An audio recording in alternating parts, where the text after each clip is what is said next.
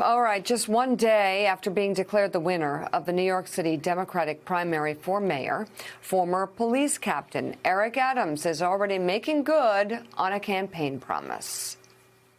Are you ready, Sam? This looks great. This way.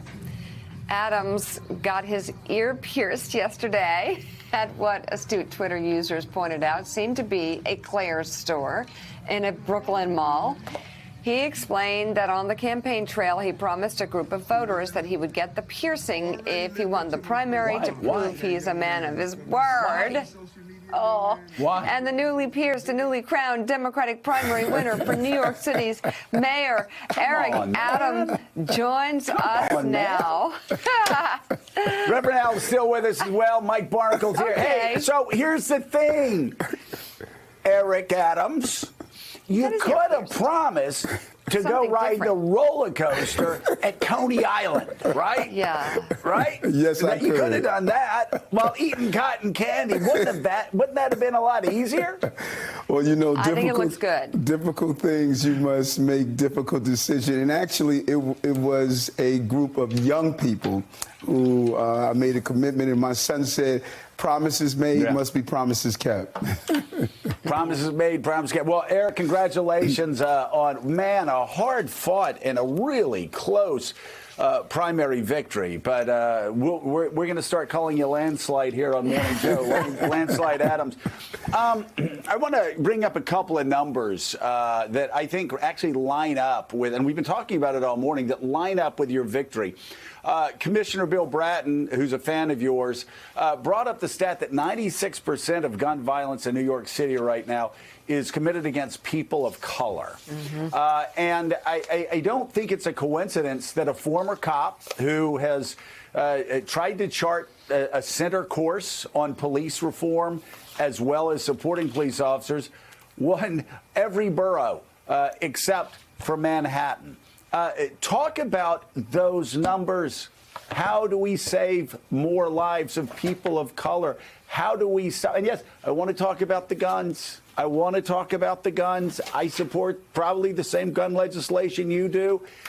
But let's talk about the people that are pulling the triggers on the guns, too. How do we arrest them? How do we keep them in jail? How do we get the 5,000 people who've committed gun crimes that are walking around the streets of New York right now back in jail? No, well said, Joe. And I believe you had a great conversation this morning. First, let's look at this. We need to separate the two issues that it was pointed out.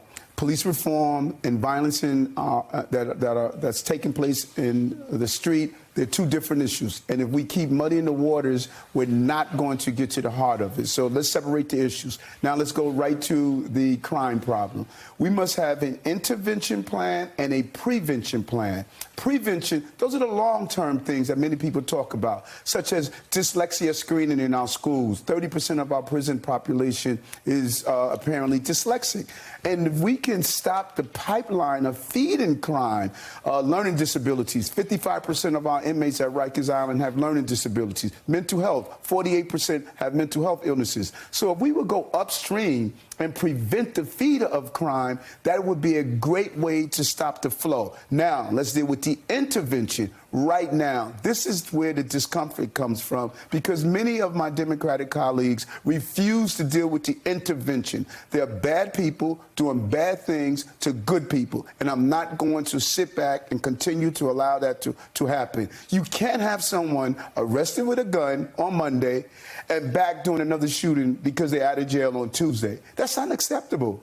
And if we don't have real intervention problems, going after gang violence, going after those who are known shooters, and have precision policing in our city and country, we're going to have a real issue with violence that is going to be irreversible if we don't get this under control. Lastly, this is very important.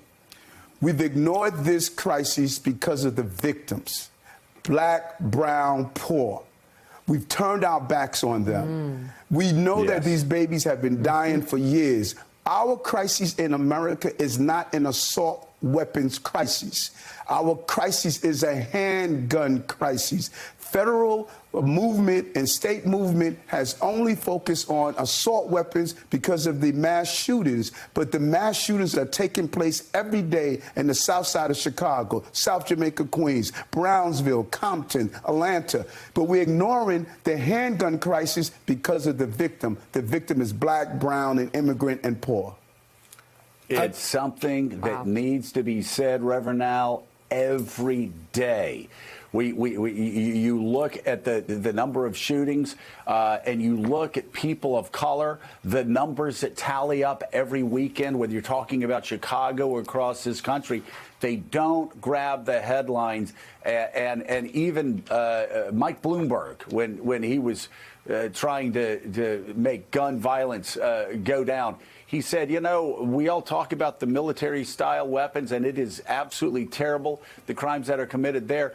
But if you look at the numbers, those aren't the weapons that are killing the most people, that are killing the most kids, that are killing, as you said, the grandmas in these communities. And so I'm so glad to hear Eric Adams say that. Also glad to hear him say, again, two things can be true at once. You can reform policing and still back cops at the same time. I think you have to do two things at once, because the way to support police reform is to support good policemen. And I think one of the things, and I want to address this to Eric Adams, he is a perfect person to do this. Let me say, when I first met him, he was then thinking about going to be a policeman. Then he became a policeman. But he formed a group called 100 Blacks in Law Enforcement to reform policing from the inside.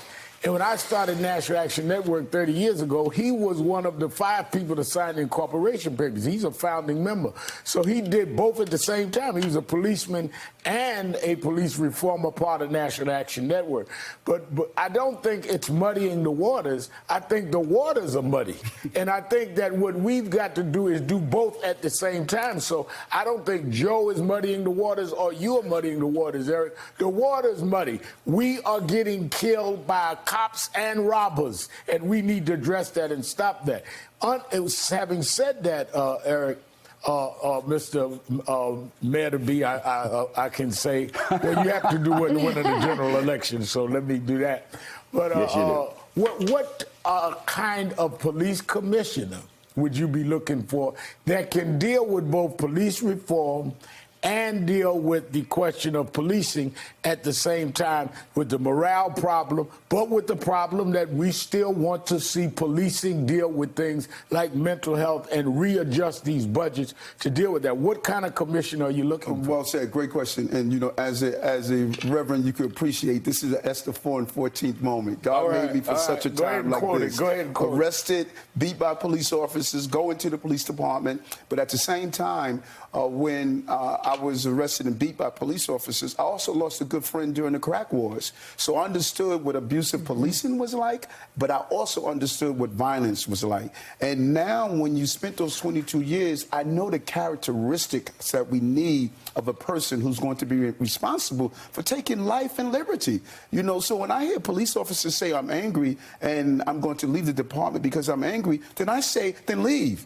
Because you have two precious authorities that Americans believe, life and liberty. And if I'm going to give you that authority, you're going to have the highest standard and the highest oversight. So my commissioner in New York City, if I'm mayor, number one is going to be a woman, because it's time to break that glass ceiling. Number two, I want to know, who are you as a person?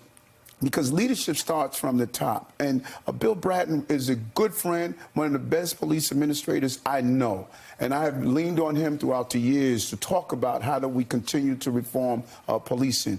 I'm going to make sure we have a commissioner that's going to send the right message to our officers that you can weed out your bad cops in your police agencies. Right now, our officers don't feel they can do that because the inner mechanism of investigating bad police officers is flawed, and no one trusts that system. I'm going to give those good cops the belief that they Let me can. ask you as a follow-up, and you said you're going to have a woman. Just point of information, Mika's not available. This Yeah. But let me ask you this. This afternoon, several of our civil rights leaders are meeting with President Biden on voting rights and other issues. what do you need the federal government to do, and then the state? Because Governor Cuomo announced something yesterday. You said, oh, it's about time. What are you going to do to make sure that federal and state government helps you in your quest to do what you're doing? Great question, Rev. And when I said about time, it was not a criticism of Governor Cuomo. It's a criticism of our country. We've had this national emergency going on, but it was ignored. It is time for the federal, state, and city to align itself. Rev, if we were having the shootings you see in the south side of Chicago take place in affluent communities, we would have had a national emergency. Absolutely. So how are we ignoring this? And so my goal, what we need from the president is, number one, let's identify the feeder of crime. Let's just look at our prison population and say, what are the common denominators? Hey, how come we have 30% dyslexic? The crime is not what is only taking place on our streets. It's what's taking place in our Department of Education throughout this country. And it was one thing if it's only in Brooklyn. No, these numbers are the same across our entire country. We are abandoning and creating systemic poverty that is feeding crime across America, and we're comfortable with it because of the demographics that's impacted. 95% of the shooters in New York are black and brown. 95% of the victims are black and brown. No one cares. I care.